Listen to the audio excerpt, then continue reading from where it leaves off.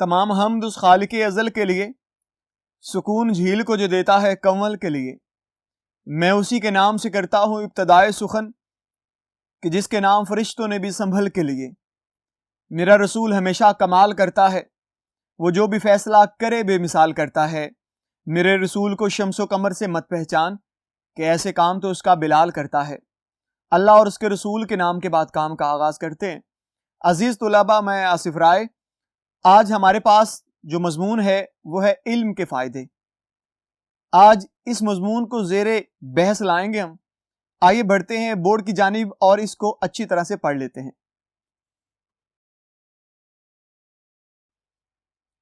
جی عزیز طلباء، ابھی ہمارے پاس جو مضمون ہے وہ ہے علم کے فائدے۔ علم کے کیا کیا فائدے ہیں، علم سے کتنی محبت کرنی چاہیے ہمیں، علم کے متعلق قرآن میں کیا آتا ہے، اور احادیث صلی اللہ علیہ وآلہ وسلم نے کس طرح سے علم کی اہمیتوں کو اجاگر کیا ہے، صحابہ اکرام نے کیسے کیا اور علماء دین نے کیسے کیا۔ یہ ساری کی ساری چیزیں جو ہیں وہ اس مضمون میں بھی زیر بحث آتی رہیں گی۔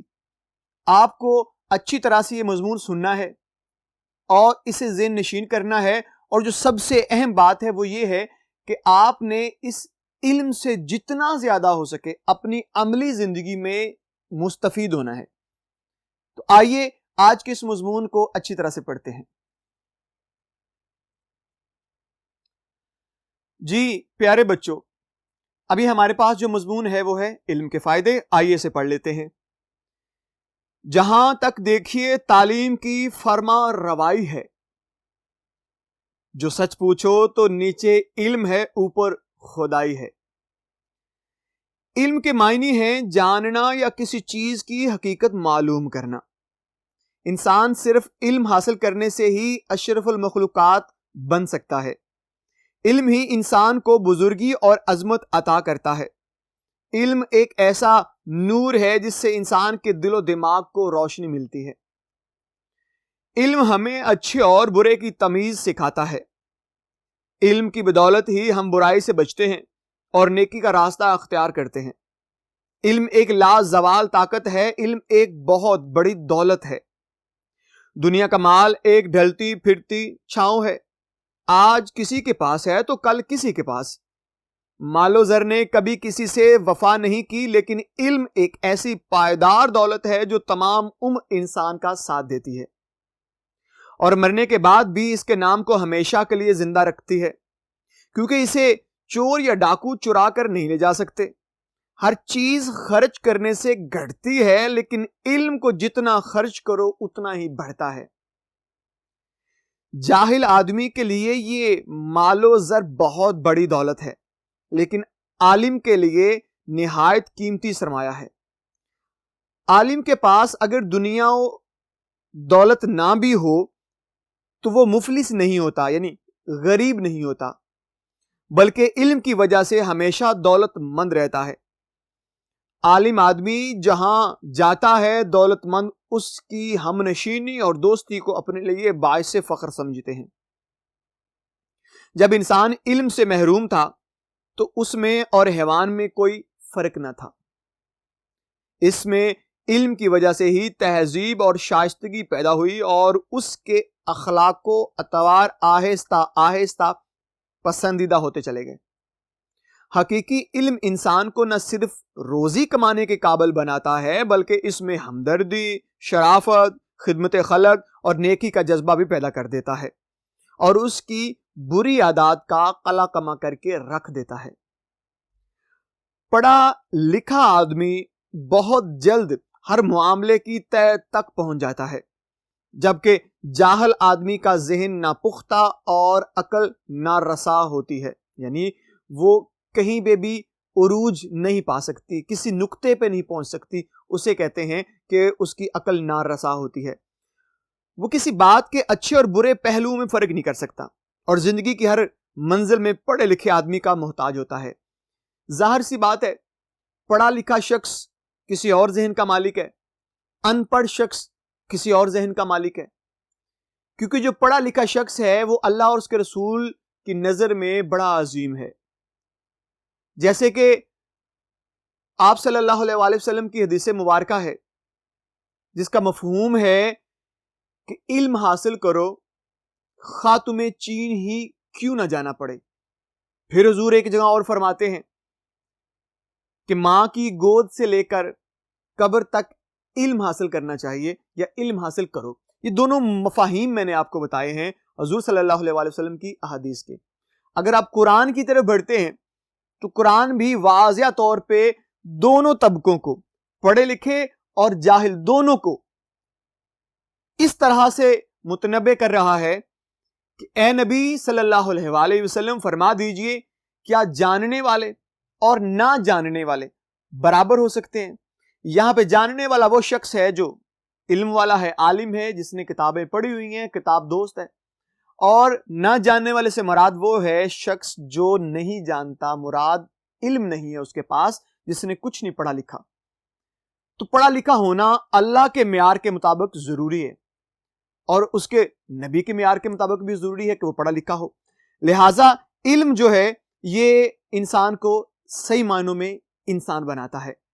علم کی اہمیت اس سے بڑھ کر اور کیا ہوگی کہ رسول پاک صلی اللہ علیہ وآلہ وسلم پر سب سے پہلے جو نازل ہوئی وحی، اس کا آغاز اقرا یعنی پڑھو یا پڑھ سے ہوا۔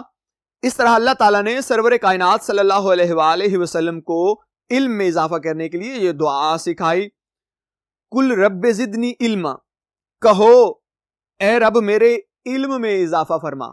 اور آپ کو پتہ ہے کہ حضور صلی اللہ علیہ وآلہ وسلم ایک دعا کیا کرتے تھے جس کا مفہوم ہے کہ اے اللہ مجھے ہمیشہ وہ علم دے یا وہ علم سکھا جو لوگوں کے لیے نفع بخش ہو، میرے لیے بھی نفع بخش ہو۔ اچھا، حضور صلی اللہ علیہ وآلہ وسلم کے ارشاد کے مطابق علم کا حاصل کرنا ہر مسلمان مرد اور عورت پر فرض ہے۔ مزید ارشاد فرمایا پنگوڑے سے لے کر قبر تک علم حاصل کرو۔ حضرت علی رضی اللہ تعالی عنہ کا قول ہے ہم اللہ تعالیٰ کی اس تقسیم پر راضی ہیں کہ اس نے ہمیں علم اور جاہلوں کو دولت دی۔ ظاہر ہے کہ علم ایک لازوال دولت ہے اور مال و دولت فنا ہو جانے والی چیز ہے۔ علم انسان کی اخلاقی کمزوریوں کو دور کر کے اس میں اعلی اخلاق اور صاف پیدا کر دیتا ہے۔ علم ہی سے اللہ تعالیٰ کی معرفت ہوتی ہے۔ جاہل آدمی تو اپنے آپ کو پہچاننے سے بھی قاصر رہتا ہے۔ اللہ کو پہچانے بغیر انسان نیکی اور فلاح کا راستہ اختیار نہیں کر سکتا۔ تاریخ کے مطالعے سے پتہ چلتا ہے کہ بڑے بڑے بادشاہ اپنی حکمرانی کا ڈنکا بجا کر اس دنیا سے چلے گئے، لوگ آج ان کا نام بھی نہیں جانتے، لیکن اہل علم کی شان ہی الگ ہے، وہ رہتی دنیا تک زندہ رہتے ہیں۔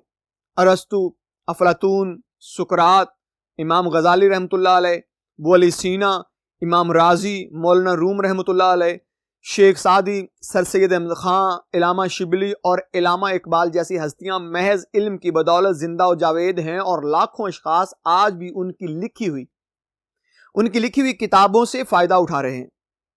تاریخ شاہد ہے کہ جب تک مسلمانوں میں علم کا چرچا رہا، ایک دنیا پر ان کی حکومت رہی۔ علم کی دولت سے محروم رہ کر وہ زوال کی پستیوں میں جا گرے۔